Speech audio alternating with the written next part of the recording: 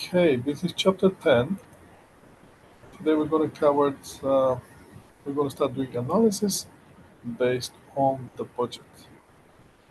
So what we did last time was we create the budget and we make that conclusion that the budget that we prepare is a static budget. What that means is that budget is attainable only and only if the company reach the level of sales that we initially anticipated. If there's slightly difference in that sales number, all the budget is incorrect. So for control purposes, what we're going to do, we're going to start comparing where we want to be compared to where we are. Or, in other words, we're going to get the actual stage or actual situation or actual sales. And we're going to compare it to the budget sales. But in order for we to be accurate, we have to adjust our budget to the actual level of activity. By using the knowledge that we have of the cost behavior, knowing that the variable cost per unit is always the same, and in total always increase, and the fixed cost in total always the same, per unit always decrease.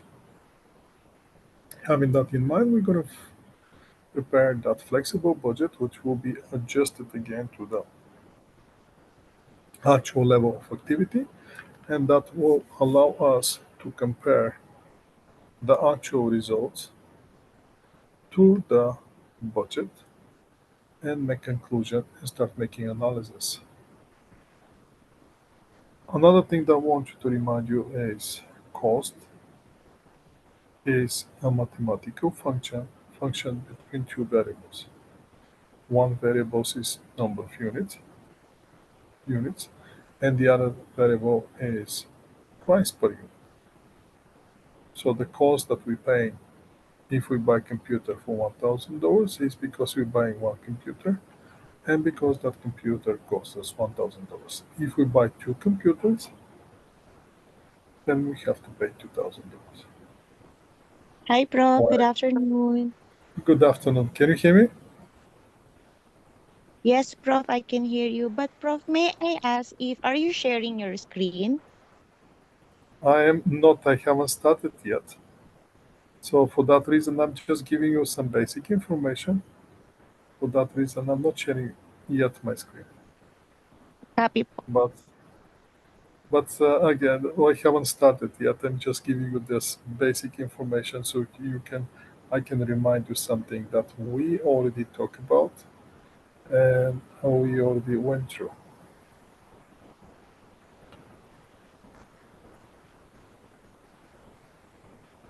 So when we have those things, for control purposes, we can start comparing actual results with the budget. That's what we're going to do today. In order to do that, we have to go to this chapter 10. Let's go now with the first slides. First thing that we have to establish is the standards. What is standards? What means standard? And what means cost? Now the standard is norm or benchmarks for measuring the performance. Standard is something given. Then there are two types of standards when we're talking about the cost. Since we already know that the cost is mathematical function of two variables. One variable is the quantity, the other variable is price per unit. So for that reason, we have to have a standard for the quantity and standard for the cost, especially when we are in manufacturing company and we have to use those standards in order to prepare or to produce the product. Imagine we are a wedding cake company that producing wedding cakes, So in order we to produce the cake, we're going to take a look at the recipe. And the recipe is going to give us standard for the quantity of the materials that we have to use. Also, from our research, we can easily come up with the cost for the quantity that we supposed to use in order to prepare our cake. And that's how we're going to get the standard cost. So first, for the quantity standards, we're going to specify how much exactly input needs to be used to make the product or we to provide the services. For the price standards, that will be very easy. That will be based on the research that we're going to make, how much we're supposed to pay for each unit of input. Once we have the standards,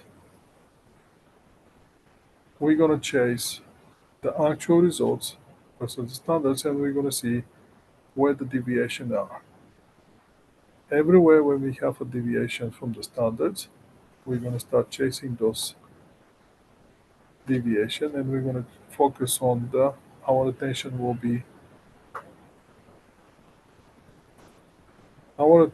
be why there's a difference between actual and the budget, which budget is used by the standard. So the whole cycle of variance analysis will be this. First, we're going to prepare the cost report, standard cost report, which is going to have actual, and we're going to compare to the budget. Then we're going to analyze the variances, where we are compared to where it's supposed to be. Then we're going to identify questions. We have to come up with the right questions. In order to find you have to understand, in order to find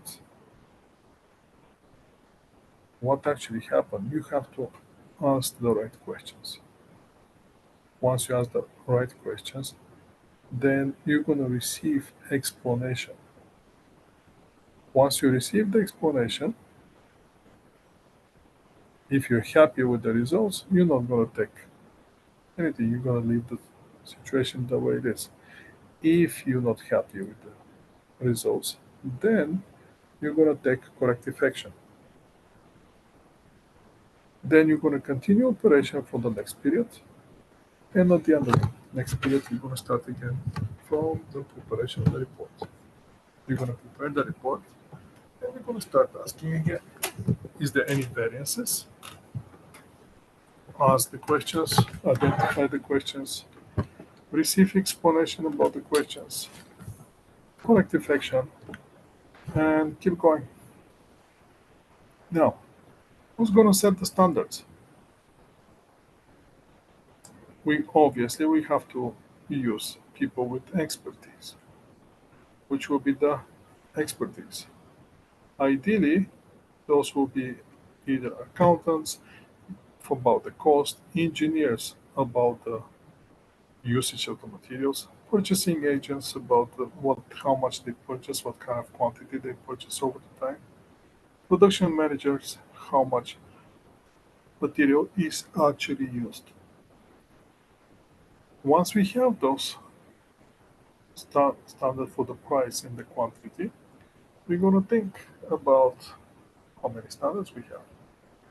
And we can have ideal standard, which ideal standard can only and only be attained under the best circumstances, which requires everything to go nice and smoothly and perfect. Employee to work on the 100%, machine to work on the 100%, everything to the on the peak 100% peak efficiency all the time. Now the question is that even possible? And the answer is no. We all know from the work that we work in, it's impossible employee to be on 100% efficiency all the time. So if that's not attainable, what are we going to do? Well, we're going to use the practical standards, which will be tight standard, but attainable, which require reasonable, although highly efficient effort of the average employee. Now the question is, what's average employee? That's where the thing is. What means average employee? Because average employee these days is not equal to the average employee 20 years ago for so many reasons. But we're gonna ignore that one and we're gonna remember only the thing that we have ideal standard and we have the practical standard and we're gonna stay with the practical standard. Now we have to set up the standards for all the costs that we have in the product.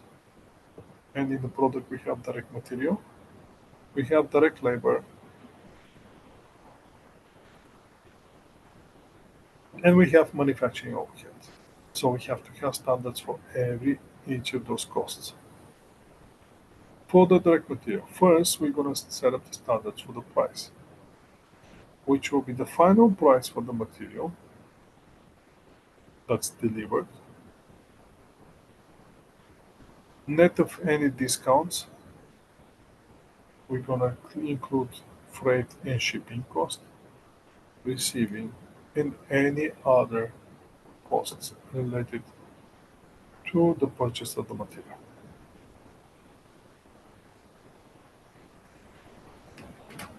Once we have the standard for the price, we have to come up with standard of the quantity that we're going to use to produce one unit. And that will be the amount of the material which is required for each unit, which has to include any allowances for unavoidable waste, spoilage, and other normal inefficiency. Once we have direct material standards, we can move to the direct labor standards. For direct labor standards, what we have to consider? We have to consider the standard rate that we pay per hour. And that standard rate will be the labor rate that should be paid by hour, plus employment insurance, plus employee benefits, plus any other labor costs related to our employees. We have now the standard for the rate. Now we have to come up with the standard for the hours that we need employee to produce one unit of our product. That will be the time and motion studies for each labor operation to determine the amount of labor time to complete one single unit of our production. That time has to include allowance for the normal inefficiency. As you can see here for the labor, we're using the practical standards rather than ideal standards. The last thing that left is for the variable overhead standard. We're gonna split it by two. We're gonna split it by the variable overhead, and we're gonna split it by two fixed overhead. And we're gonna set up the standards for the variable overhead. For one standard will be for the price for the overhead, which will be the rate of the variable portion of that predetermined overhead rate.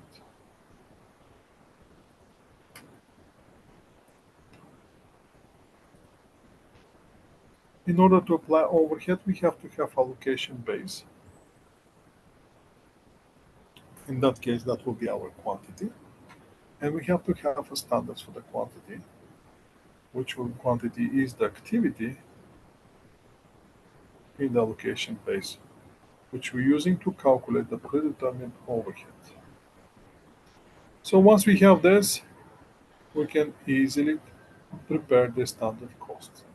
We have direct material, £3, $4 per pound, $12 in total cost. Direct labor, 2.5 hours, 21 per hour, $52.5.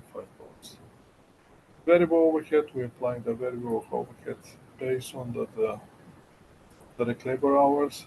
So as many, the amount of direct labor hours that our employee work, we're going to use for the application of variable overhead. And we come up that our variable overhead will be $3 per direct labor hour. That's going to give us $7.50. So the total standard unit cost for our product will be $72. Now we have the standards for the cost of our units. Now, one thing we have to understand, we're going to set up price and the quantity standard separate. Because again, cost is mathematical function of the quantity price per unit, but also different managers are responsible for different activity. For example, purchasing manager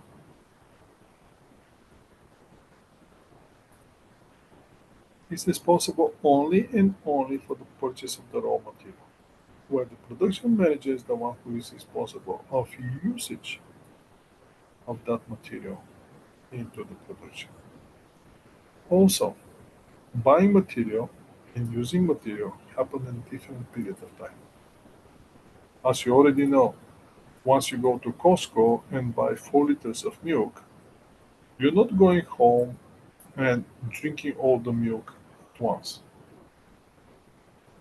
You're drinking milk one day, then put the rest in the fridge, then open the fridge, drink a little bit more, put the rest in the fridge. So the purchasing and using the milk happen in different period of time.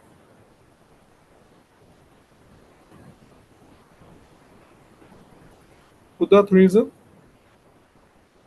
we're going to have standards for the quantity, and we're going to start the standards for the price separately. We're going to separate. Now, what's the standard versus budget? Well, obviously, standard is not the same as a budget. The budget cost is set by using the standards, but the standards is not the budget.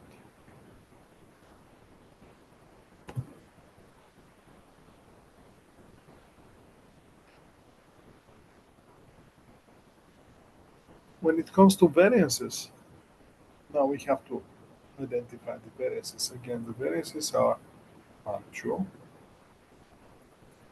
versus the budget, which in our case will be the standard.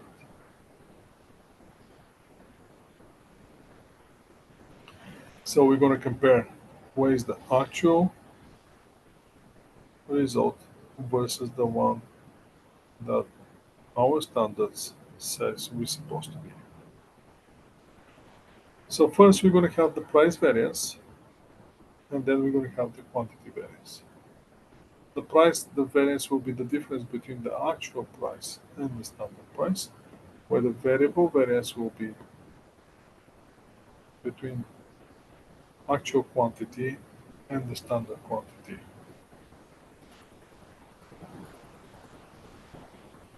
And then we're going to have for the three costs, direct material, direct labor, manufacturing overhead, different terminology. For example, for the materials, we're going to have material price variance, where for the labor, we're going to have labor rate variance. For the overhead, variable overhead, we're going to have variable overhead spending variance. It's very important you to understand the terminology, because that terminology later on is going to be used in the questions. So in order to answer the question, you should know the terminology. Next thing, for the quantity variance, we're going to have material quantity variance. For direct labor, we're going to have labor efficiency variance. You see how from the material become quantity, for material become efficiency in labor. And for the variable overhead, again, we're going to have efficiency variance. Now, in order to calculate and compare actual with standards, we need to find and we need to build this diagram. Now, in order to build this diagram, I'm going to use Excel spreadsheet.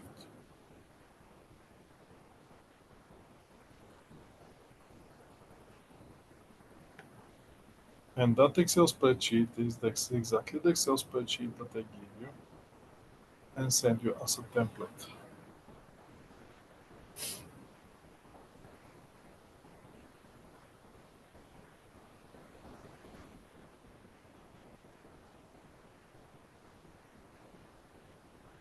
So let me share my screen. I did slight adjustments. Some very slight adjustments. And now, so I do those very slight adjustments, I can share my screen and we can start working on the variances. First thing first, what we're trying to compare is the actual cost versus the standard cost. But we already said that cost is mathematical function of two variables, which variables for us for direct material is actual quantity time actual price. Since we're direct material is purchase, that purchase comes with the price, so we're going to have the actual quantity versus actual price. On the standards, that's for the actual cost. Standard cost, we have to have standard quantity time standard price, obviously. So the standard quantity times standard price is going to give us a standard cost. Now the problem is that actual cost exists in the actual reality, when the standard cost exists in the standard cost reality. We have to somehow make it comparable in order we to do our analysis. So what we're going to do, we're going to leave the actual cost in the middle, and we're going to use standard price. Now, what we're going to have is we're going to have the quantity variance. Why is the quantity variance? Because the only thing that changed between this number and this number is actually quantity. Standard price. Price is the same. Price is in the reality of standard. So there will be no change in the price. But that change in the quantity from the standard quantity to actual quantity is going to show you where your quantity variance is. Obviously, the quantity variance can be positive, can be negative, depends on the situation. Once we have the quantity variance, we're going to focus on the price variance. For the price variance, what we're going to do is we're going to compare the actual cost versus this middle number. And we're going to find out that only the price is the one that changes between this number and this number, actual cost. The actual quantity stays in the same reality. Obviously, the standard cost versus the actual cost is going to give us the overall spending variance. But the overall spending variance will be equal to quantity variance plus price variance. That will be for direct material. Now we can prepare one for direct labor. Now you have to work with me because you don't have this one on your Excel spreadsheet. So for direct labor, what we're going to do? Again, we're going to have actual. That will be actual cost and standard cost. For the actual cost, we're going to have actual hours time actual rate that we pay to our employee in terms of wage or just hourly rate, whatever you call it. Now for the middle number, or let's go with the standard cost. Standard cost will be the standard hours that we need to produce the actual activity time the standard rate that we pay per hour. And that's going to give us the actual cost for direct labor and the standard cost for the direct labor. Once we do that, we're going to start comparing these numbers. But again, there's no ground for comparison. One number exists in the standard reality, the other number exists in the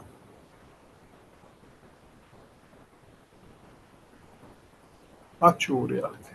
So we have to have something in the middle, something that has part of the actual cost and part of the standard cost. What will be that? That will be actual hours time standard rate. And that's how we're going to get here will be, since the rate is the one who changes, we're going to have here rate variance. And since the quantities changes here, we're going to have, so in this case, the hours changing between this standard cost and the middle number. The only thing that changes the hours, we're going to call it efficiency variance. And that's how we're going to get the variances for direct labor. Now we're going to go back to the slides and we're going to start covering the slides. And we're going to repeat the same thing that we just talked about.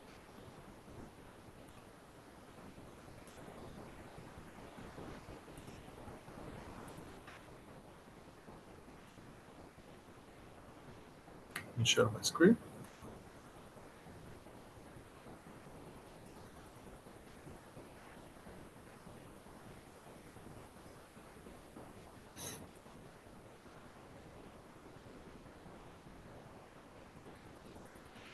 Okay, again, in this model, for the variances, we're going to have direct material here, actual quantity versus actual price, standard quantity times standard price. In the middle, we're going to have mix between the actual and the standard, which is actual quantity standard price. That's how we're going to eliminate the effect on the quantity, and we're going to see the price variance. And here we're going to eliminate effect on from the price, and we're going to compare the quantity variance. Overall will be spending variance.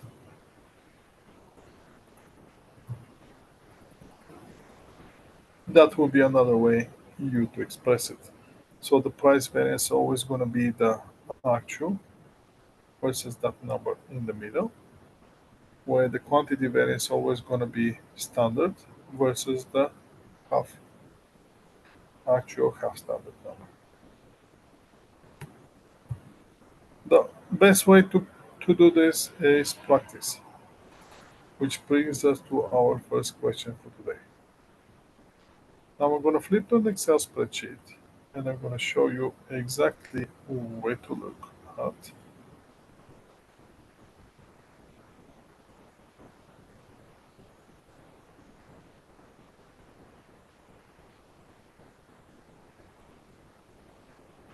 I want you to click on the bottom on the worksheet that says D capital M capital.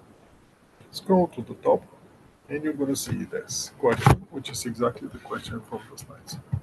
This company, for the direct material, produce 1 unit. They're using the following standards for direct material. They're using 0.1 kilogram of fiber fuel per unit with the cost $5 per kilogram. Second, last month, 210 kilograms of fiber fuel were purchased and used to make 2,000 parkas. The total cost for those actual amount purchased was $1,029. So we have some information. Now we have to what we have to do, figure out which one information is for us and what we can use from this information. First thing first, obviously we're talking about direct material. Direct material is measured by kilograms. So since we know the kilograms, we're dealing with the material, the measure for material is kilograms, the question is how much is our standard cost for that material per kilogram? And that information is given to us. That's $5 cost. So we have our first number. But the standard price also appears in the middle formula. So that is still going to be $5 here. Standard price with that. Next thing that we have is that the last month 210 kilograms were purchased and used in our production. So the actual quantity that was used last month was 210 kilograms.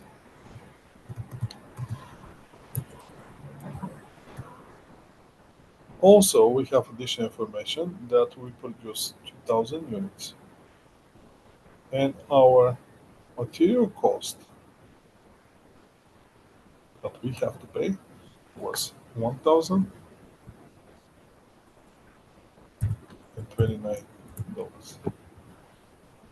So at this point, we can start filling the gaps. First gap, let's start with the actual cost. If I have the total actual cost and I have the actual quantity which was produced or produced and sold to friends,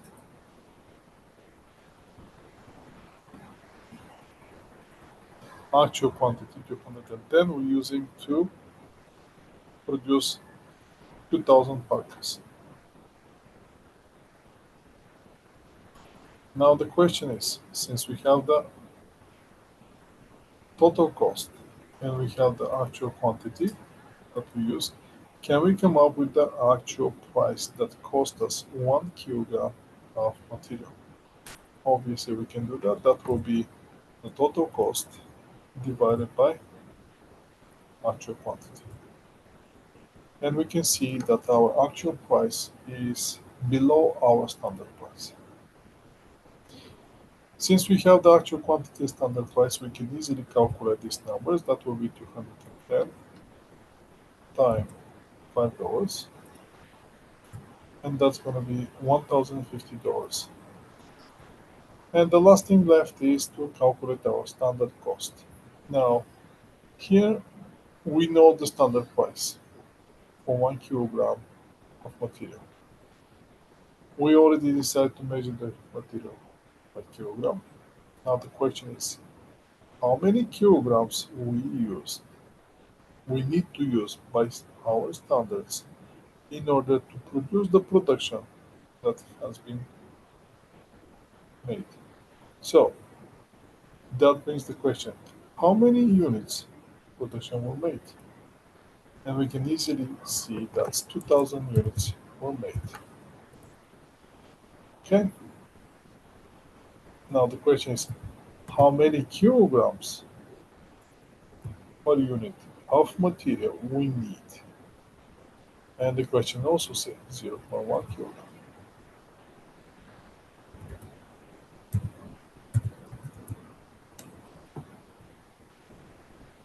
So since we have this information, we can easily calculate how much is the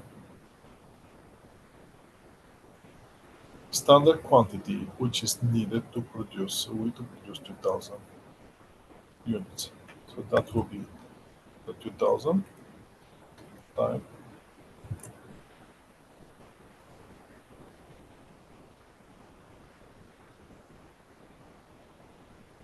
0.10 kilograms per unit. And that brings us to the point that we need 2,000 kilograms of material in order to produce, 200 kilograms of material in order to produce 2,000 products. And now we have our standard cost. Our standard cost in this case is 200 times 5 standard price. That's going to be 1,000 total cost. At this point, we can start working on the variances. First variance is quantity variance. For quantity variance, now by our standards, we're supposed to spend $1,000 to prepare 2,000 units. In reality, we're spending $1,050. So we clearly overspending $50, which gives us unfavorable variance, which will be equal to 1,050 minus 1,000. We're gonna see here $50 unfavorable variance of overspending $50. Now, on the next step, we're supposed to spend, based on the actual quantity standard price, we're supposed to spend $1,050. In reality, when we produce 2,000 units, we spend only $1,029. Which brings us to the next variance, which will be the price variance, and that will be equal to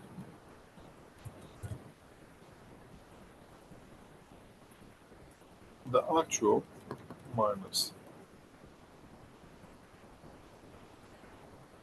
actual standard price, which is going to give us $21 decrease in our cost.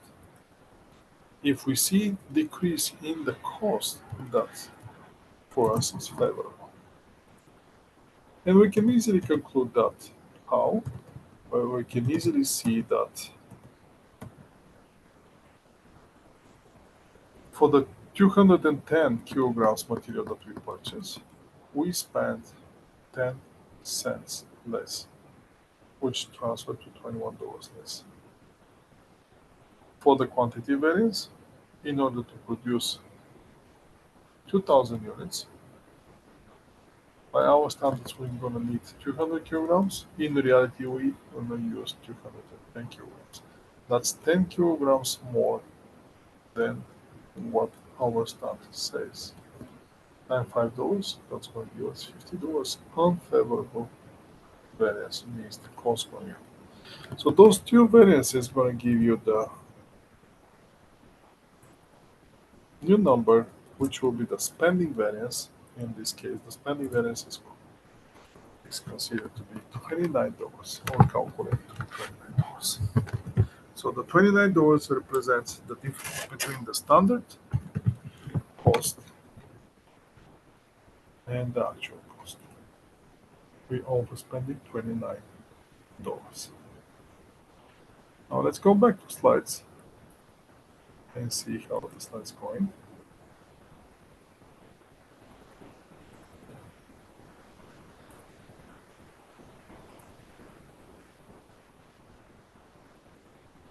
Again, this company has the following direct material standards for the fiber fuel.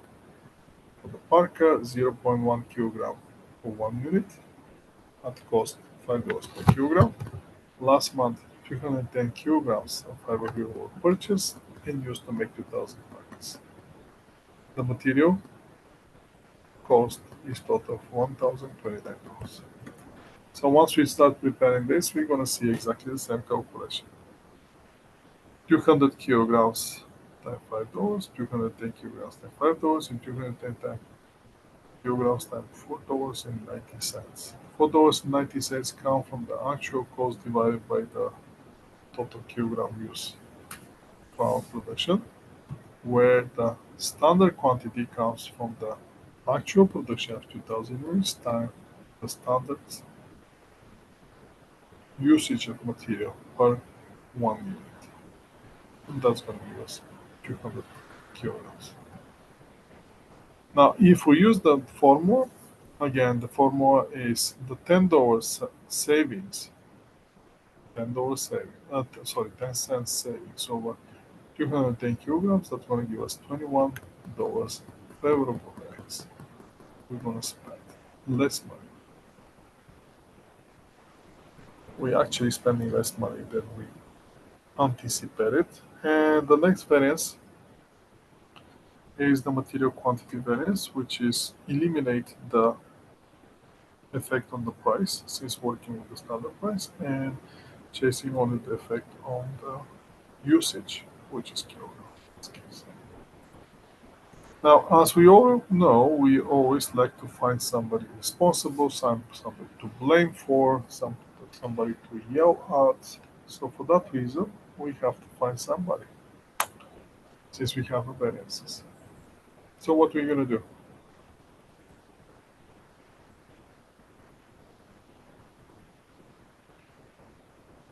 Obviously, we have to start thinking logically. First, production manager will be responsible for the material quantity variance.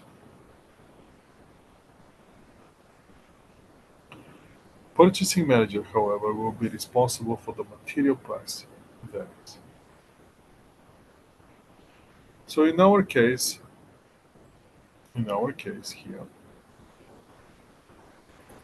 we have overusage of material, and we have saving on the cost of the materials. First, before we jump to any conclusions, first thing what we have to do, we have to ask the right questions. So imagine this. Obviously, based on this and only this information, we can see that the purchasing manager, who's doing the purchases and we evaluating on the price, definitely did a good job. He saved us $29. Whereas the on the quantity variance, in order to produce the 2000 units, we overuse 10 kilograms more, which give us $50 unfavorable variance. So clearly production manager using more material, where the purchasing manager saving money, $29, by purchasing cheaper material. Now, once we come up with the questions, now we have to come up with the question for the production manager, come up with the question for the purchasing manager.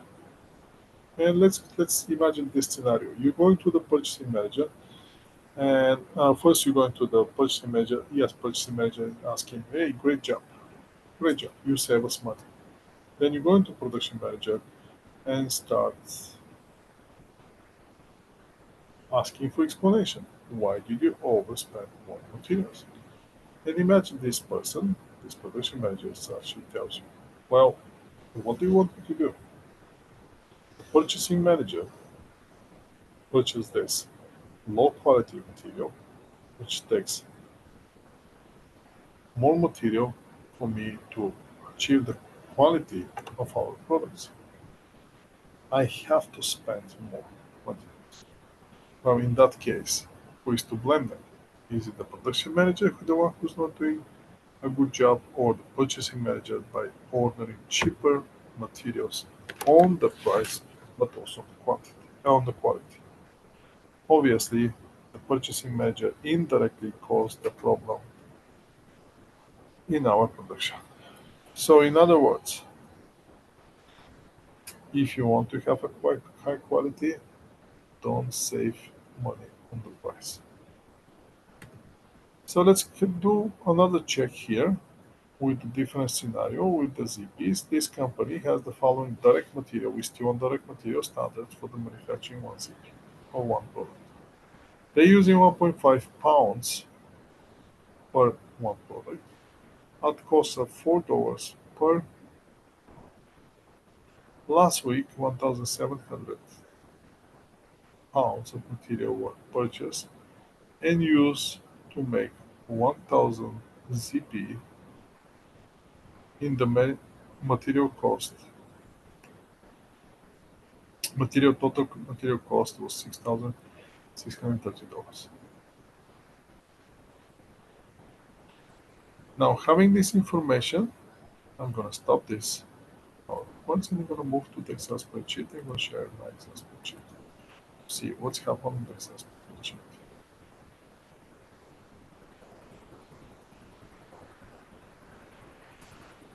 Here on that sheet, we have the question.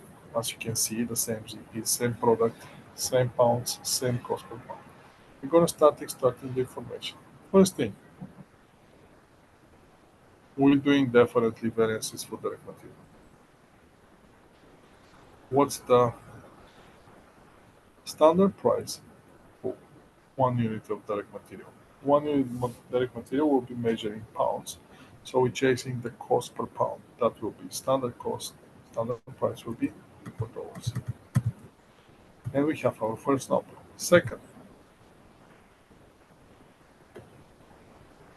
1,700 pounds of material was purchased and used to make 1,000 CPs.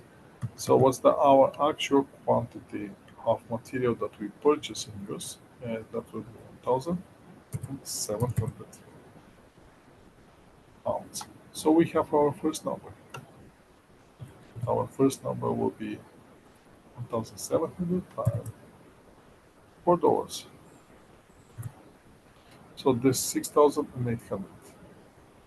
However, in order to produce those 1,000 CPs, the company spent total cost of 6,630. In this formula, we have the total, we have the actual quantity, which is 1,700. So we can easily calculate the actual price, which actual price will be equal to the cost that they actually paid divided by actual quantity. And that's going to give us $3.90 per pound for the material. Obviously, our material is cheaper than our standards. Obviously. So for that reason, we're going to generate these savings, which saving is equal to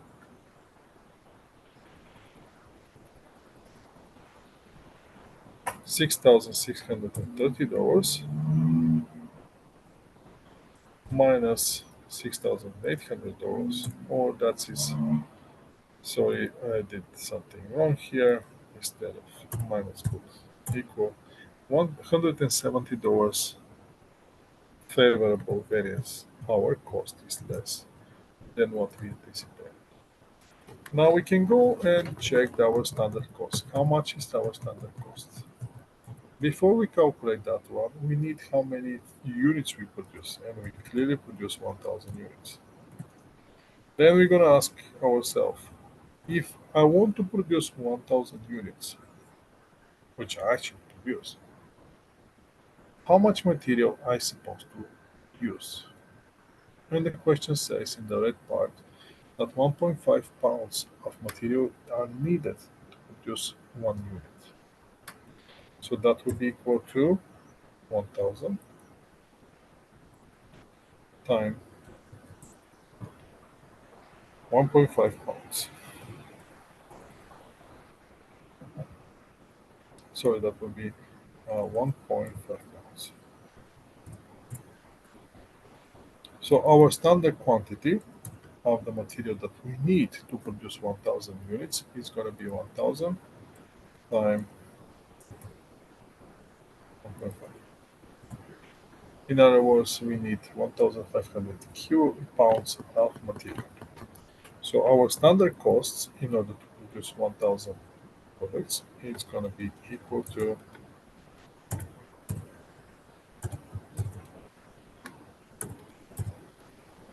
1,500 pounds times $4 per pound, or in other words, $6,000. So once we have these numbers, we can work on the variances. First variance, quantity variance, definitely is unfavorable. We're supposed to spend $6,000. We actually spent $6,800. That's going to be $6,800 minus $6,000. We overspent $800. That will be unfavorable variance. So our spending variance will be the standard cost versus the actual cost, or that clearly is going to be $630, or it's going to be $170 favorable variance for for the price variance, plus $800 unfavorable quantity variance. That's going to be $630 overspending on the spending variance. Again, who to blame here? That will be the production manager and production manager for the material used, and the purchasing manager for the material purchase price. Let's go to the slides and try to answer a few questions there in terms of multiple choice questions. So remember, we have a price variance of $170 unfavorable, and we have unfavorable quantity variance of $800. So if you ask me why this is a minus, because we spending less. We anticipated to spend 6,800. In fact, we're spending $6,630, which is less than $170. So that minus here is actually a good thing for us as a favorable variance. Let's go to slides now and see what's happened in the slides.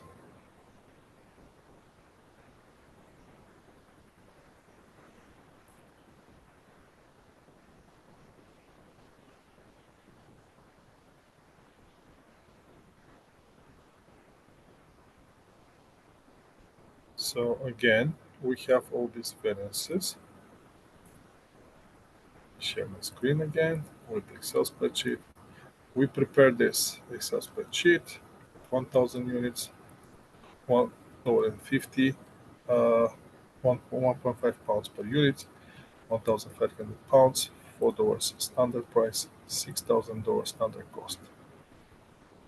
Same standard price, actual quantity used 1,700 pounds, 6,800 we supposed to spend. And the last one is the actual cost, which is actual cost is given 6,630, which give us the $3.90 actual price. So our price variance is negative 170, which is favorable in this case, talking about cost. And the quantity variance is $800 unfavorable or overspending in this case. The spending variance is 630 overspending, which is the difference between the actual cost and the standard cost.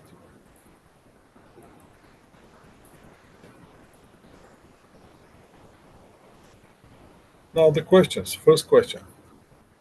What's the material price variance? Well, obviously, in this case will be $170 favorable. How are we going to calculate it? You can use the formula here. Don't change the actual quantity, change only the prices. Move from the actual price to the standard price, which gives you $10, 10 cents saving over 1,700 pounds. That's $170 favorable variance. Next thing is what's the material quantity variance, and as we said on that one is 800 unfavorable or overspending in this case.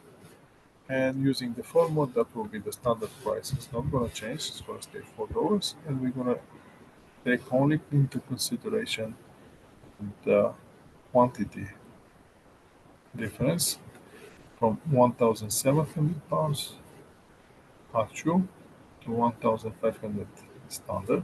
That's 200 over the standard and $4,800 on the value. If we have to do the chart, that's how it's going to look like. I personally prefer to do the charts, and I strongly suggest you when you're doing your assignment questions, please use this Excel spreadsheet, which I'm going to send you at the end of the lecture for your help. Once we do this for the materials, what we have to do is to isolate the variances. We're going to isolate the variances. You have to isolate the variances as quick as possible. And we're going to focus, you have to focus only on the significant variance. What will be the significant variance? That will be your judgment on that one. So at this point, as you can see so far, we're using the same number of materials that we purchased, same number we used. So the purchase and usage up to this point were the same. Let's see what's going to happen if we purchase more and we use less. We're still going to have the quantity variance and the price variance, but let's see the question first, and then we're going to do the chart, and we're going to do. This is the question. This company, again, follows the material standard for the product, which is CP. They're using 1.5 pounds for 1 unit at $4 per pound, and those are the direct material standards for this company. Last week, 2,800 pounds of material was actually purchased at the cost of $10.92. And 1,700 pounds were used to make 1,000 CPs. So I'm going to flip again to Excel spreadsheet, and we're going to continue on that Excel spreadsheet a little bit below the one that you also have, and start filling the gaps. See what we know, what we don't know.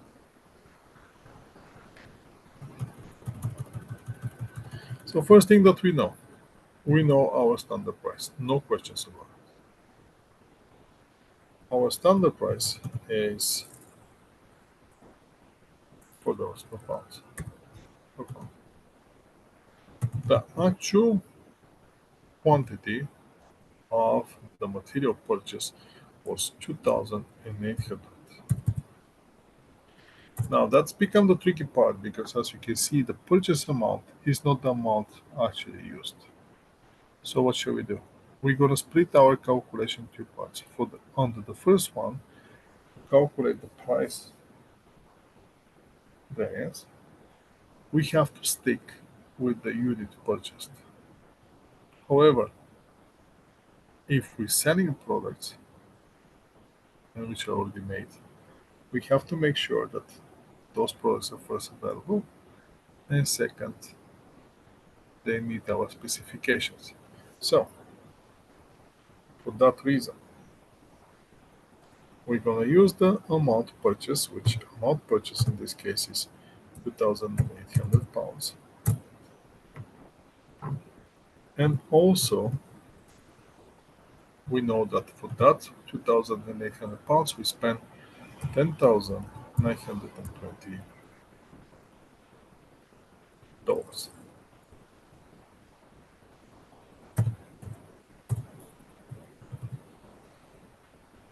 From this point, we can see how much is our actual price. Actual price is the total cost divided by the number of number of pounds that we actually purchased. That will be $3.90 per pound. Then we can flip the actual quantity on under this formula. That will be 2,800 pounds. And we can have the second number, which the second number is 2,800 times $4 or 4 times. And that's going to give you 11,300 pounds. So based on our standards, when we purchase 2,800 kilograms, we're supposed to spend $11,200. In reality, we spent 10,920, or we generate price variance, favorable price variance, or price variance saving of 10,900 minus 11,200, and that's going to give us $280 savings. That will be favorable in this case. Why? Because again, it's a cost. If we're anticipating more but we're spending less, that's a fact. And we're done with the purchasing. Now, as you can see, in the production was used only 1,700. So now we have to prepare the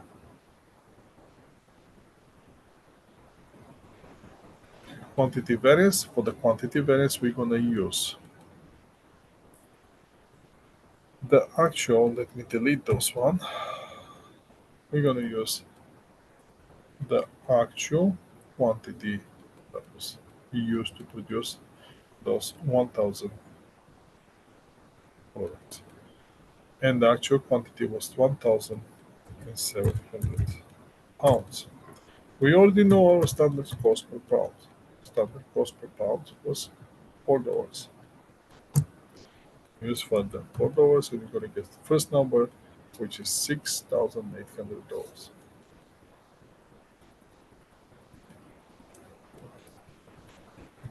Now let's see what's the standard quantity. For the standard quantity, we need to produce 1,000 units.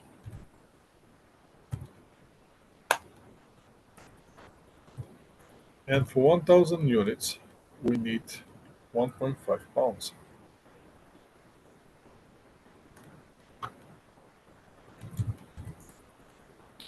So what that brings us? That brings us for the standard quantity to be 1,000 and 1.5 for our standard quantity that we need to use to produce 1,000 products is 1,500 pounds. And that comes with the cost, standard cost of $4 in order. So in other words, based on our standards, in order to produce 1,000 units, we need to spend $6,000. In reality, it costs us 6,000 units. So that's definitely is going to trigger that unfavorable variance, which is this number minus that number, that will be 800 unfavorable variance. So we're overspending because we overusing 200 pounds more. Let's go to slides and cover those lines.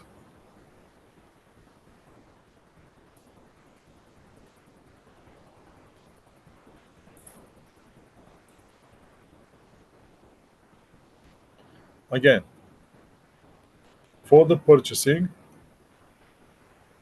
for the price variance, we're using the quantity purchase. For the quantity variance, we use the quantity used.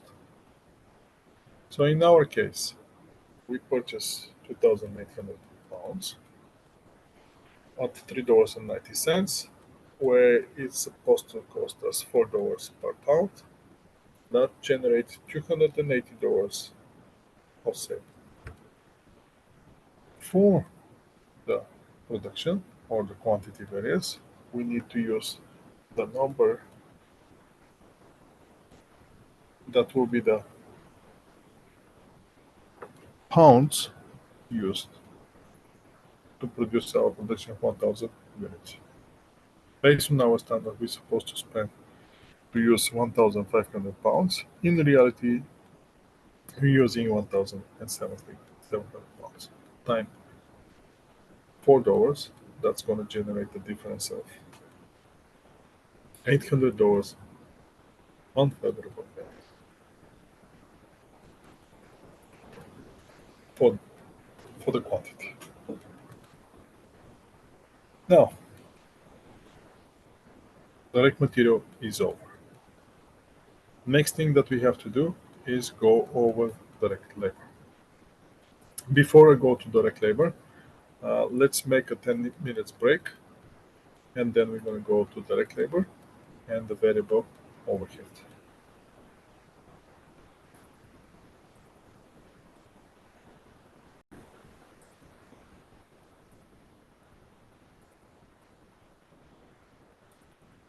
Share my screen,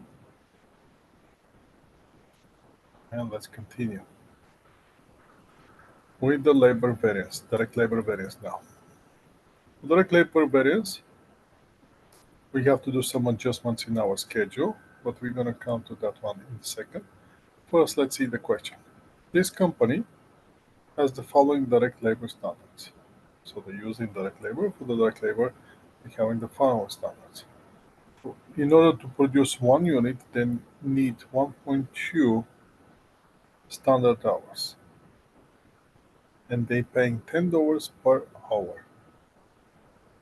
Last month, employee actually worked 2,500 hours, and total cost for the labor hours was 26,350, and they produced 2,000 units.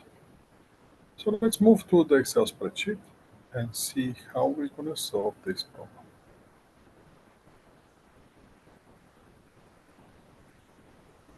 We're going to move one on the worksheets down. We're going to move to the direct labor, and we're going to see the question. First thing again, what we have to do is to adjust a little bit our chart. We're going to go with the actual hour, standard actual rate, actual hour, standard rate, and standard hour, standard rate. That's how we're going to get the rate variance and efficiency variance for direct labor. Let's start filling the gaps. First thing first. These people, they're using direct labor standards, and by their standards, for one unit, they need 1.2 hours direct labor, and they pay $10 per hour. So their standard rate in this case is $10. $10 standard rate. The actual hours that the employee worked last month was 2,500 hours, and that's 2,500.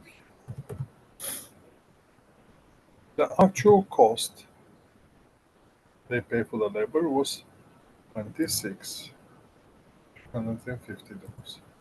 So once we know the actual cost, we can easily calculate the actual rate for the hours, and that will be 26,250 divided by 2,500 hours actual work.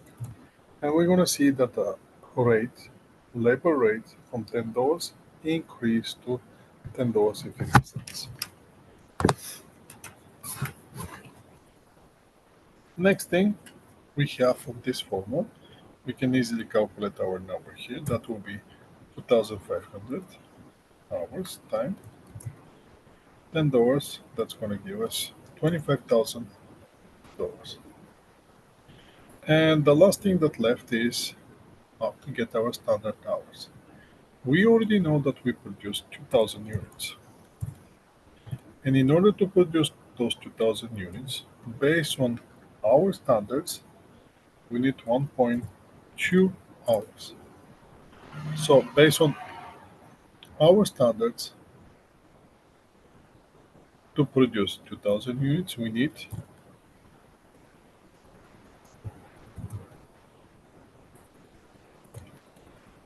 2,400 hours times $10.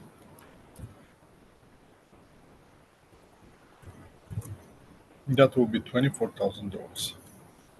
So now we have the first variance, which is efficiency variance, and efficiency variance is $1,000 unfavorable. Why? Because we expect to spend $24,000. In reality, we're spending $25,000.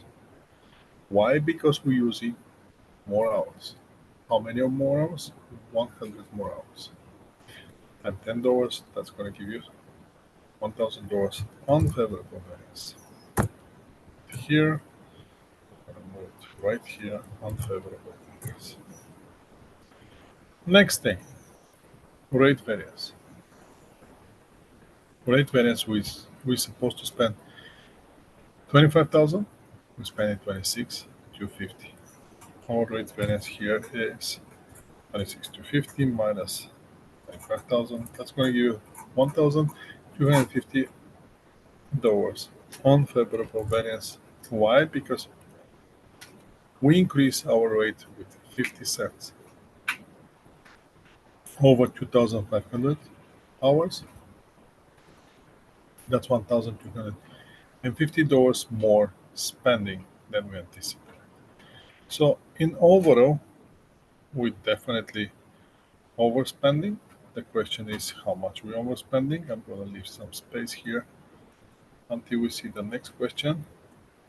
Our spending variance in this case is equal to 1,350 rate variance plus efficiency variance of 1,000 or 2,350. As we can see here, we're supposed to spend $24,000 to produce 2,000 units. In reality, we're spending 26,250, which is $2,350 more or unfavorable in this case.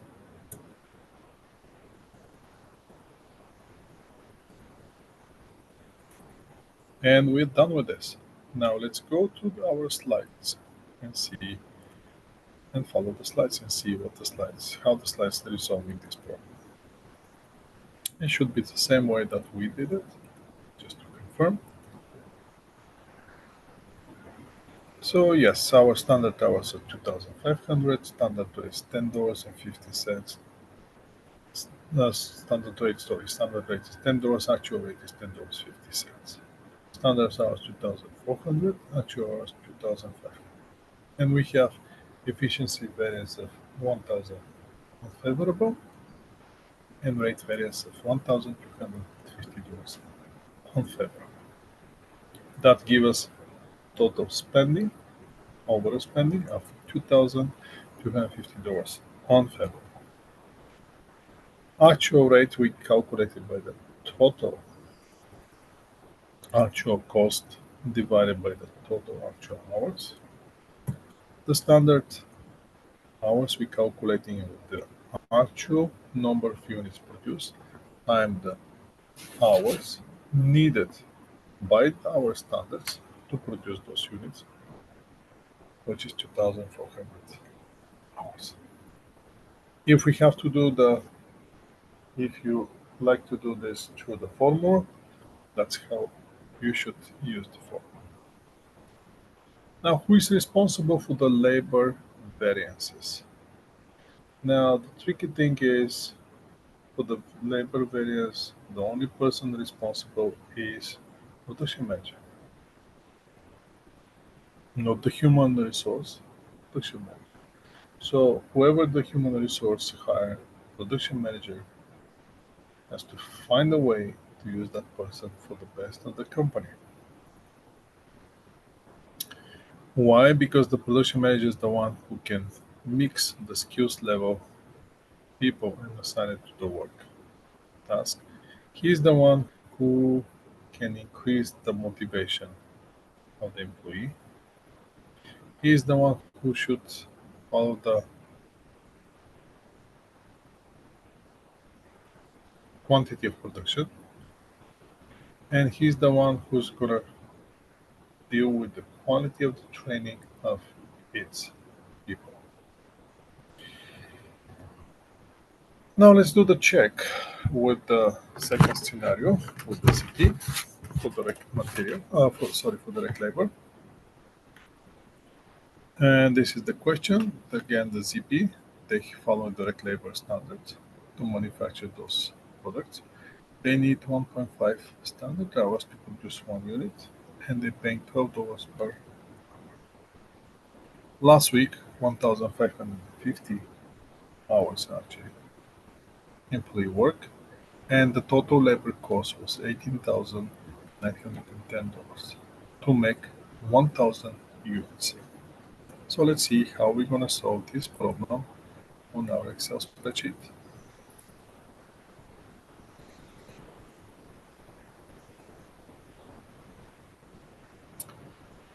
This is our question.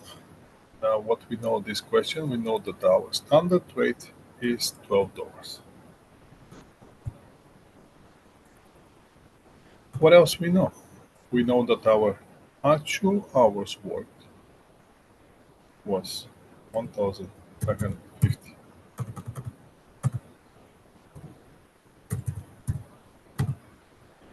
Also, we know that our actual cost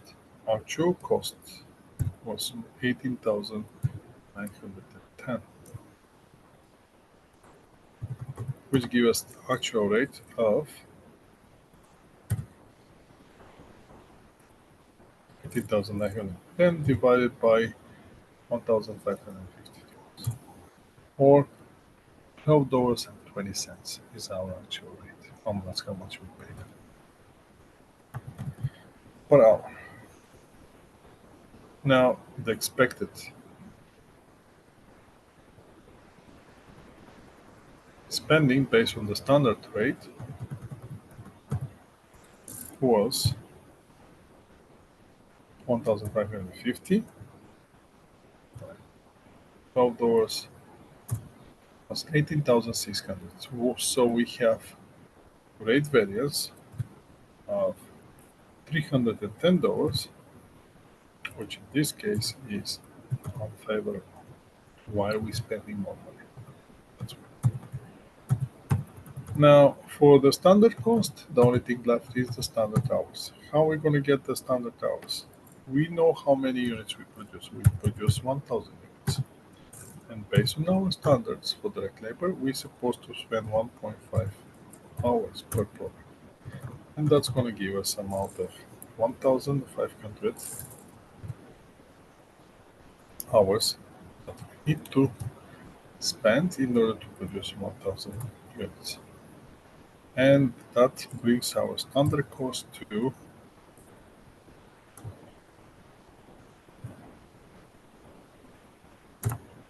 $18,000 only. So our efficiency variance is basically we are inefficient with $600. We're using more hours than we're supposed to do. We're supposed to be using 50 more hours than $12 rate per hour. That's $600. In other words, the other calculation is we have increased with 20 cents over time 1,550 hours. That's going to give us overspending of $310. Spending variance in this case would be equal to 310 plus 600. In total, 910. As you can see, 18,000 versus 18,910. $910 unfavorable variance. So we have rate variance 310 unfavorable, efficiency variance 600 unfavorable as well. Let's go now to the slides and complete the slides.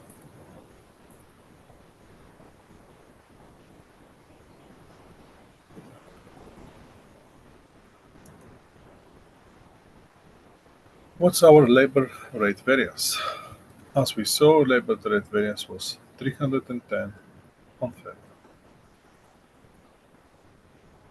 And our labor efficiency variance was 600 unfavorable. And if we do the chart, that's exactly what we're going to get, which is similar to, it's not similar, exactly the same that we get in our calculation. And we're done with the direct labor. The last thing that left is, not the last, but last thing we're using this type of chart will be the variable manufacturing overhead. Now for the variable manufacturing overhead, we're not gonna do any adjustments as long as the question asks for direct labor hours used in application of the variable manufacturing overhead. So in this company, let's check this company and see what's happening in this company. In this company,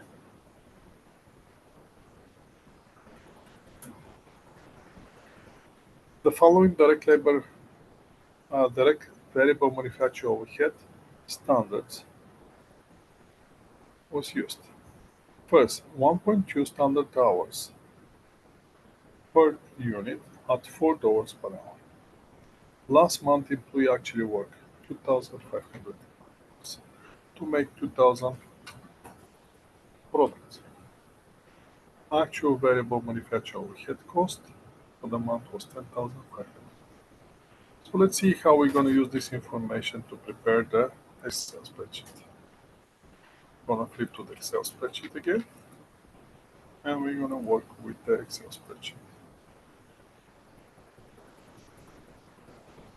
We're gonna use the worksheet for the variable manufacturing overhead. Now, let's use this information. Our standard rate, as you can see, is, let's make this one smaller so we can see the whole question. So that's our standard rate is $4 and $4. Actual hours that the people work is 2,500. 2,500. Actual cost, however, was 10,500. So our actual rate in this case is 10,500 divided by 2,500. That's $4.20. So we have increase in our rate, variable overhead rate, with 20 cents. Obviously, we're gonna overspend. Let's see how much we're gonna overspend. $500. That's gonna be 10,500 minus 10,000, and we have 500 unfavorable variance for the variable manufacturing overhead. On the efficiency variance, we have to come up with the standard hours. With standard hours, we know that we have 2,000 units time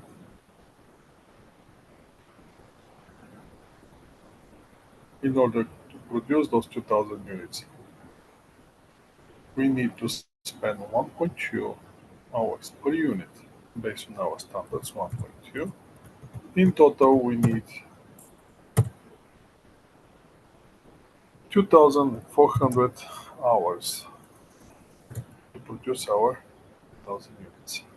And that's going to give us the cost of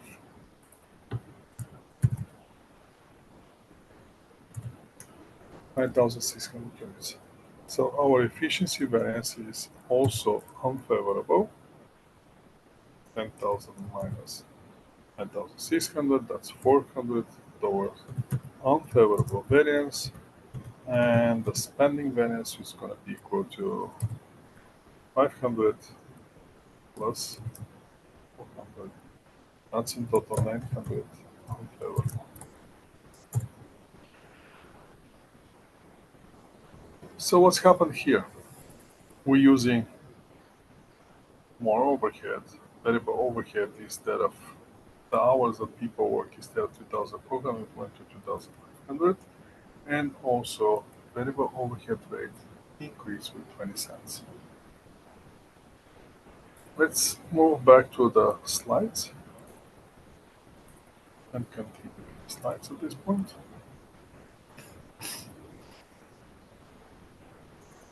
Again, actual hours 2,500, actual rate $4.20.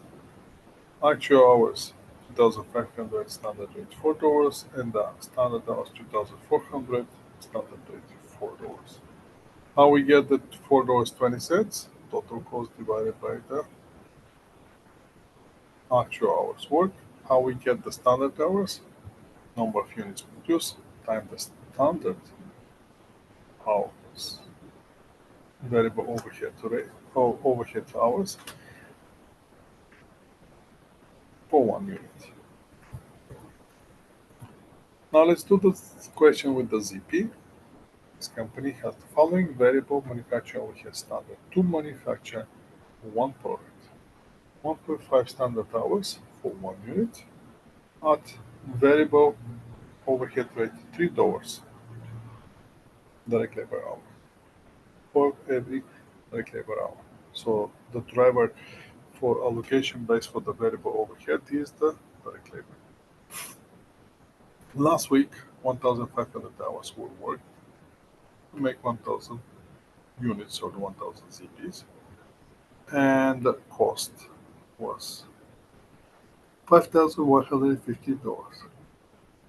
Once we have this information, we can go and fill up our Excel spreadsheet. Let's do that and see what we're going to get.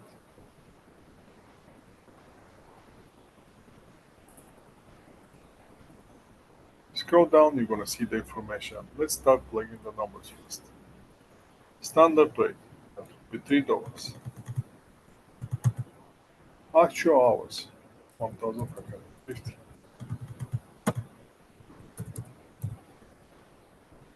Actual cost,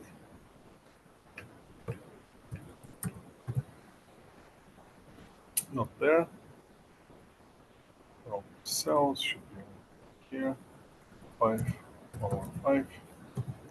So at this point, we can calculate the actual rate, which will be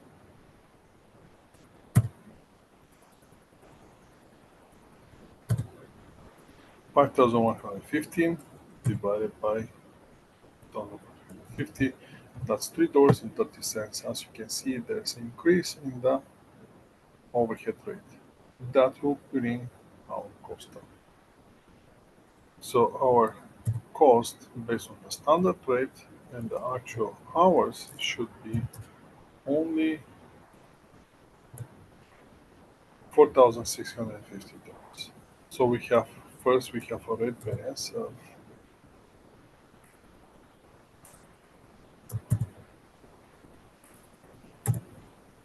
$465. Now what we have to calculate the standard hours for the variable manufacturing overhead. And we already know that we produce 1,000 units and we have standard of 1.5 hours per unit.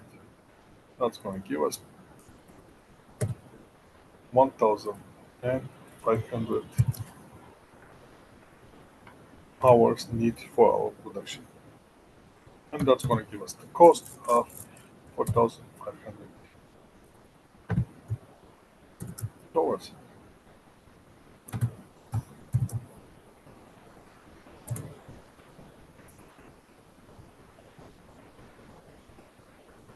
That should be our efficiency variance. Efficiency variance, it will be equal to 4,650 minus 4,100, 150 unfavorable here and unfavorable right here. Since both rate and efficiency variances are unfavorable, there's no way the spending variance to be favorable unless we make some ginormous mistake. So in this case, the unfavorable spending variance is this amount plus 150, and that's equal to $650. We're spending more than our budget, our standards, to produce 1,000. So what we have to remember, 465 unfavorable for the rate variance and 150 unfavorable for efficiency variance. Let's do that. Open the loop.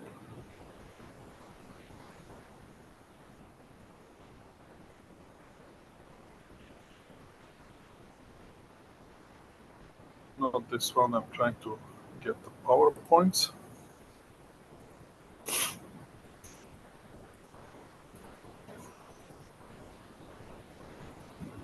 So first variance is the spending variance, and that was 465. That was unfavorable. And then we have efficiency variance, which is 150 unfavorable, and we're done with this. This is the chart that we prepare. That's another version of this chart. Now, what I want you to understand is this. For direct material, direct labor, and variable manufacturing overhead, calculation for the variances is very simple. We're always using on one side actual cost, on the other side the standard cost. Actual cost, obviously, you're going to get it by the actual units and the actual rate or actual price. With the standard, you're going to get the standard unit times the standard rate or standard price. Now the tricky part is the fixed overhead. Before we go to the fixed overhead, let's see how these variances are used in the service company. Now the service company use the same variances. The only thing that might be different is for the direct material, but sometimes they're using some small supplies here and there, which can also make them helpful to use the direct material variances for those supplies. Now for the fixed overhead, in order to understand the fixed overhead, we have to do some background explanations. First thing first, how we calculating the overhead in general, how we assigning the overhead. We assigning the overhead, as you remember from job costing, we're assigning the overhead based on the predetermined overhead rate. And the predetermined overhead rate is based on the estimation or denominator level of activity. That will be the key here, denominator level of activity. How much will be our denominator? So denominator level of activity is the figure that we're going to use to compute the predetermined overhead rate. And once we choose that denominator level of activity or allocation base, we're not changing it through the year, even if the actual activity turns out to be something else. So once we come up with that predetermined overhead rate, we're going to break it into two portions. One portion will be for the variable predetermined overhead rate, and the other portion will be for the fixed component of predetermined overhead rate, which will be used for preparing and analyzing fixed overhead variances. To understand this, we have to understand how the overhead is applied to working process.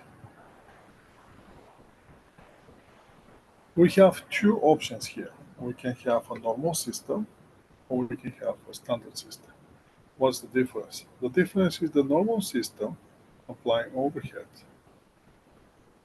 using the predetermined overhead rate based on the actual number of hours worked for the day.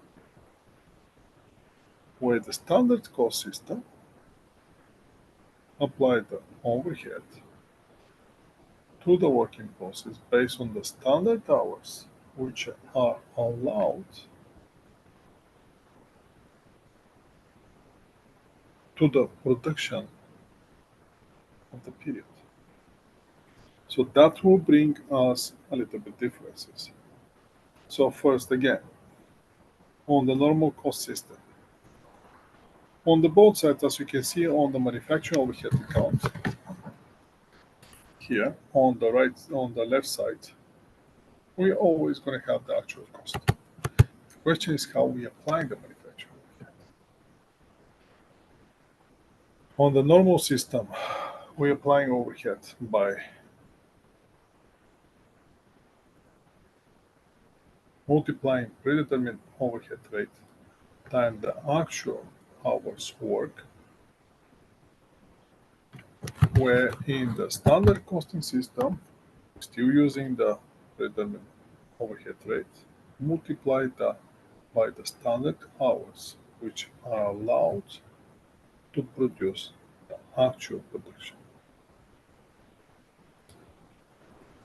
Now, fixed overhead rate is going to have two variances. Again, budget variance and volume variance. Budget variance, very easy.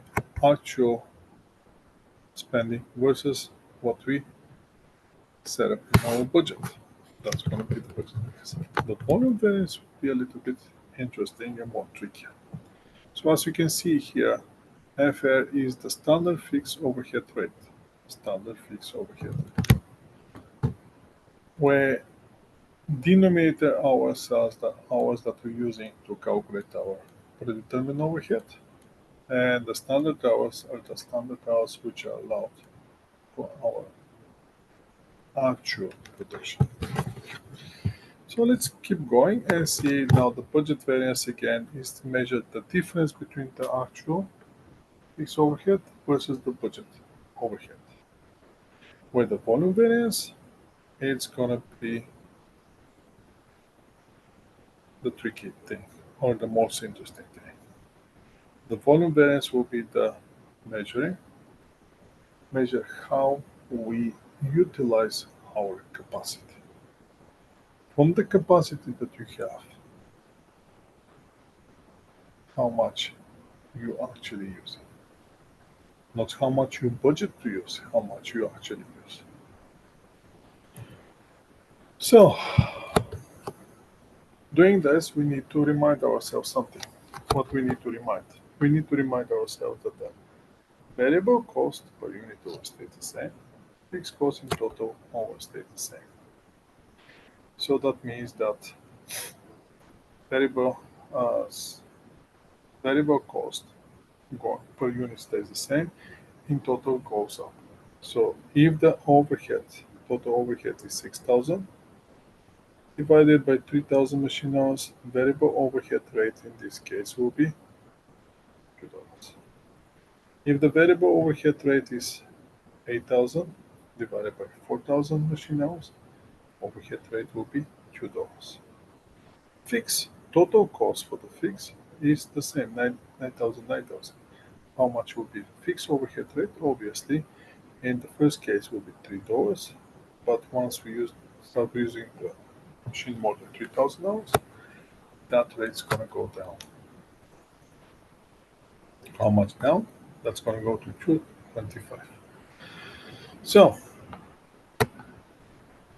let's pretend that this company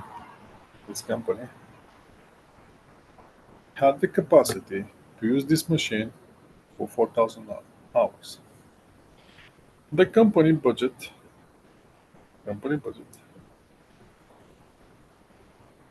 to use the machine actually, so the actual production actually required 3,200 standard machine hours. This is the standard machine hours based on our standards, which are required for our production. This is our capacity, 3,200 hours. Actual overhead was $8,450, where the predetermined overhead rate, when we calculated predetermined overhead rate, our denominator level of activity was 3,000 machine hours. So you see, for our budget, we're not using the capacity that we have based on our standards. We kind of going a little bit skeptical in using less hours. So let's see where that's going to lead us. Actual is actual, 8,400, no questions about it. Now the budget, since here on our budget for 3,000 machine hours, total overhead is 9,000 or $3 overhead rate. When we apply 3,000 machine hours, our budget overhead rate is 9,000. Now what's happened with the overhead applied, since our rate is $3 times 3,200 standard machine hours, that's going to give us $9,600. So now we have the volume variance of $600 favorable, and then we have budget variance of $550 favorable. In total, we have $1,150 favorable. How we should interpret those one? On the budget variance, obviously that will be pure spending. Volume variance again is the tricky one. volume variance, you have to understand this. Every time, remember, for our denominator, for predetermined overhead rate, which we calculated right here, we're using 3,000 machine hours. That's our budget. Our standards are 3,300 hours. So, as long as standard hours are more than the denominator hours, which is the number used for our predetermined overhead rate calculation, we're going to have a favorable variance. But if the standard is less than the budget or denominator hours come up with the predetermined manufacturer overhead rate, we're going to have unfavorable variance. When this is going to happen? Imagine per our standards, based on our standards, based on the usage, based on our production, we're supposed to use machine 10,000 hours. We actually push the machine, we use it more than 10,000. We're budgeting to be aggressive and to use the machine more. In that case, and only that case, that means we're exceeding the capacity of the machine. And that's going to create that negative or unfavorable manufacturing volume variance. Means that in this case is not against us. Unfavorable means that we're using more of the capacity of the machine. So again, volume variance doesn't measure underspending or overspending. Simply, the problem is that we're treating the fixed overhead as a variable cost. Let's do one question. And the question will be very, very, very simple. This company, actual production for the period required is 2,100 standard direct labor hours. Let me see if I have those questions somewhere as Excel spreadsheet. Just give me a second.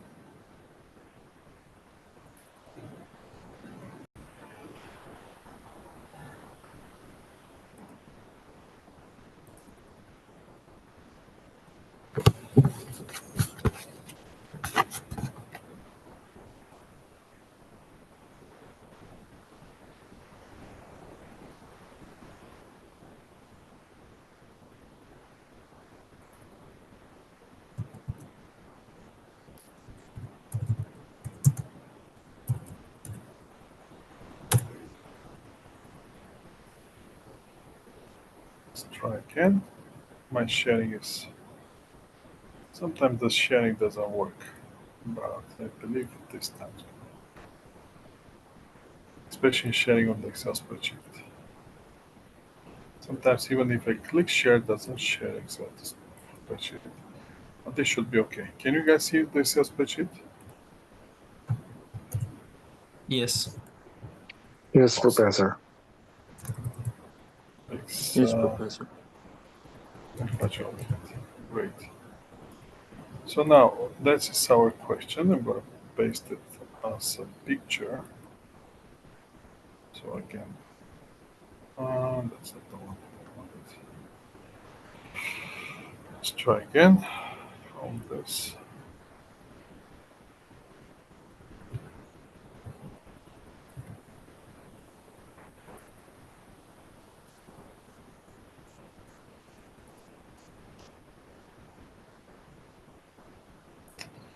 I see what's happening here. It's gonna need a little bit adjustments. Okay.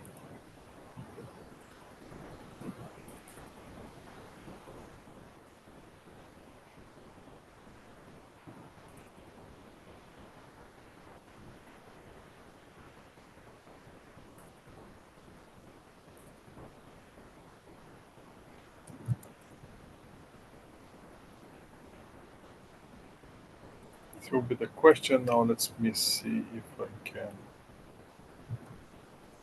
got it here, paste it here.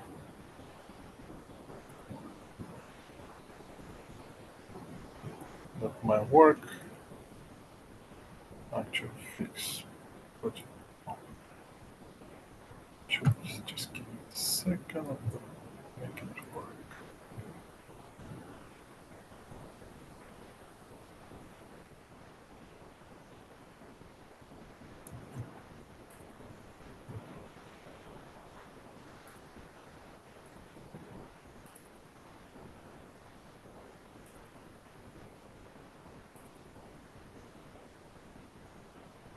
All right.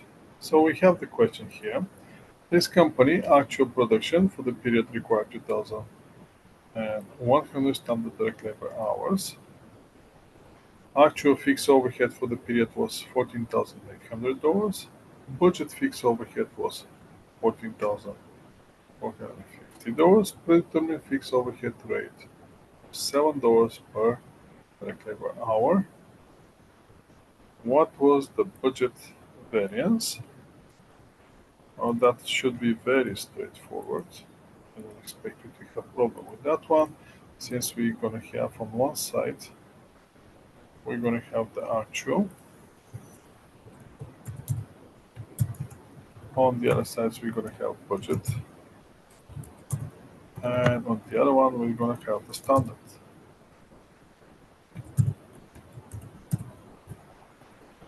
The actual overhead is 14,000. Just quick fill this line. The actual was 14,450, where the budget is, oh, it's opposite, 14,800 is my actual, the budget is 14,450.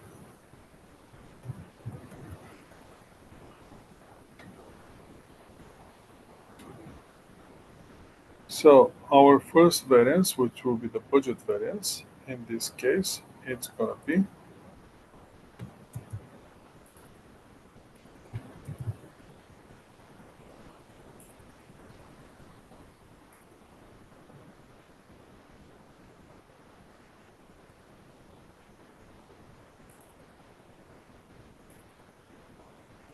exactly,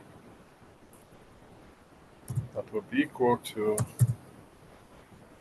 this number minus that number,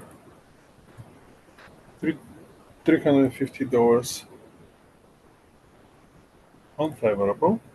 So since we expect to spend 14,450, this is based on our budget, but we actually spent $4,800, that gives us 350 unfavorable variance. Now for the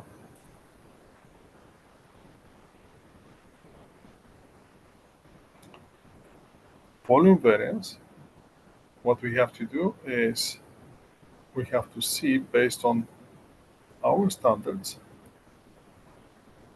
actual production requires 210. Based on our standards, we're going to have here the standard. I can easily copy here standard rate.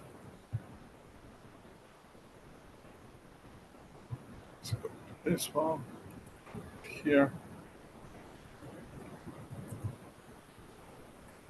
In this case, our standard hours, it's going to be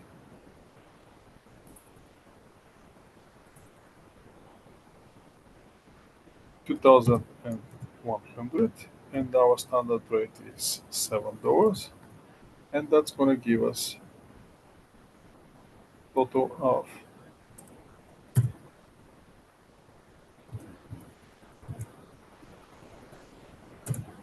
$14,700. 14,700 is our standard cost in order to produce those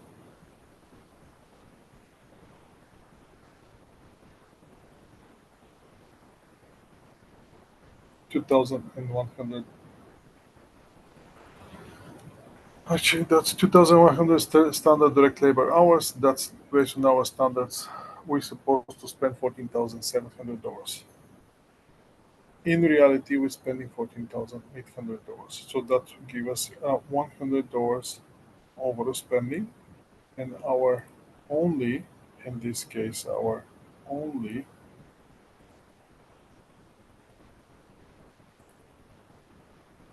and one more down.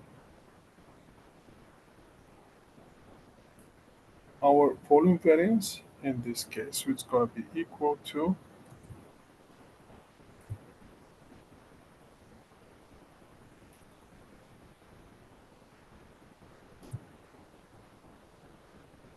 $14,400, which is our budget, minus our standard. So we have $250 that will be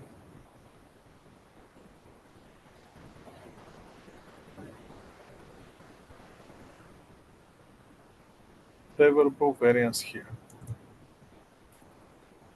For a second, I was thinking, what exactly is this? Favorable, unfavorable is definitely favorable variance. So what that means? That means we have the capacity of 14,700. We reduce our budget, anticipating that we're gonna do less, 14,450. So we can easily see from here, since we have the standard rate $7, we can easily see how many standard hours, for how many standard hours we use to calculate our predetermined manufacturing overhead. And if you want to see that, if this is a $7 here, our standard hours that we use to our calculation is going to be this amount divided by 7. We use only 2,064 hours as a denominator to calculate our predetermined manufacturing overhead. In reality, we spent $4,800. So those are our variances here. Budget variance 350.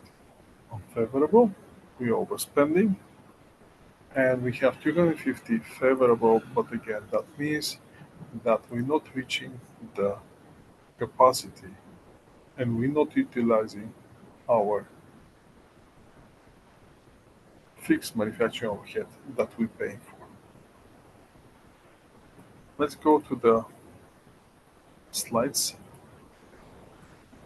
and see the answers on the slides.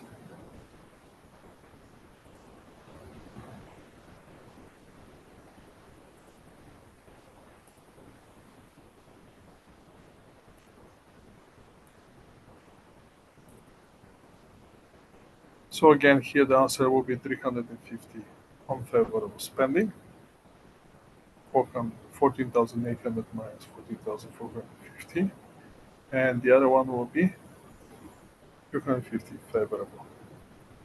Now, again, that volume variance again shows you that you have the capacity of 2,100 hours, but you're not reaching your capacity. You're working below your capacity. For the budget, for using the budget. On the overall spending, as you can see, it's not 1,100. The total is only 100 favorable. This will be only 100 favorable. Means that we actually, in reality, we overusing our fixed overhead. So basically, we utilizing completely the capacity that we have on our overhead. In other words, so let's see this with the example with the $9,000 on our case right here for this case. When we have the 9,000 budget by using 3,000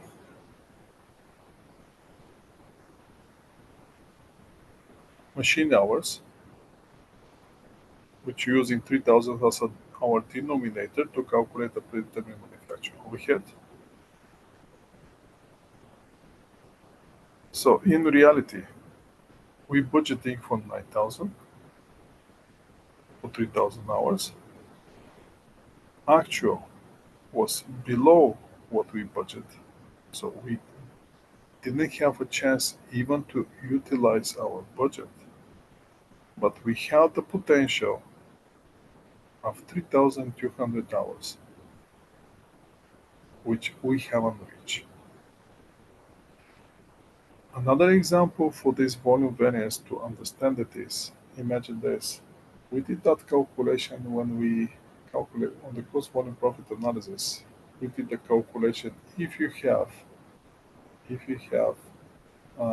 pay for the, for example, for the Compass, for the monthly pass on the Compass, if you pay for that for, let's say, $140 for 2 zones, and the potential that you can reach the standard to achieve that 400 and to utilize that $140 was, I believe, 37 trips.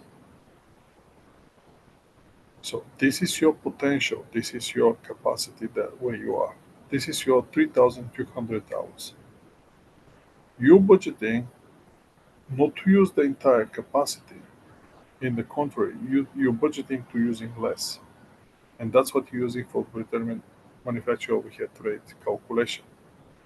For example, instead of 39 trips to utilize completely your cost of the Compass card, you're going with 35 trips. And you're allocating manufacturing overhead based on 35 trips, which is below the utilization of the capacity that you have. In reality, when you run the actual calculation, you use the SkyTrain only 30 times.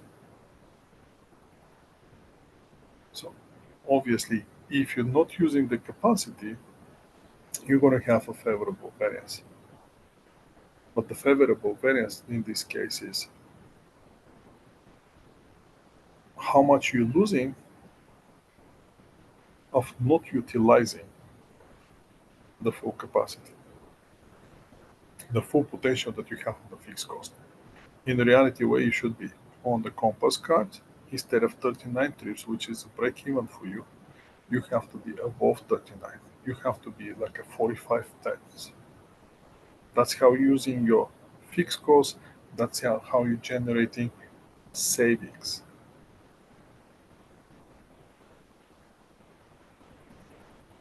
That's what the volume variance shows on the fixed manufacturing overhead. Most of the people, they don't understand this, and they having this fixed cost, which they're not utilizing even half of the fixed cost. And after that, they thinking that they're making money. In fact, they're losing money. Again, on the volume variances, you have to understand unfavorable variance will be the variance equivalent of the under applied overhead, where the favorable variance on the entire manufacturing overhead calculation. And when you have the favorable variance, means that variance is equivalent of the over applied overhead.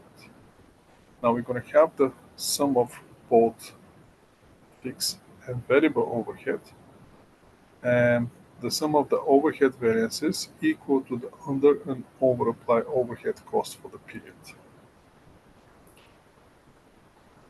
Once we do this performance report and the variance investigation, on the performance report, we're going to build this analysis on the variable and fixed overhead. After preparing the final report, you're going to focus only on the variances which are higher. Variances that are very small, they don't need investigation unless you want to check what's actually happening. And you should consider the dollar amount of the variances and the size of the variances.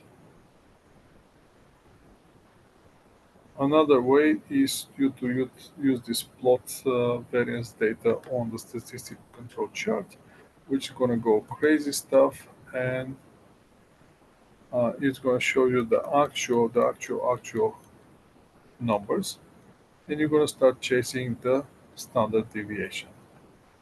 Which one deviates from the standard deviation? If you lower the standard deviation, obviously more points will going to be out of the border, so you have to investigate more data.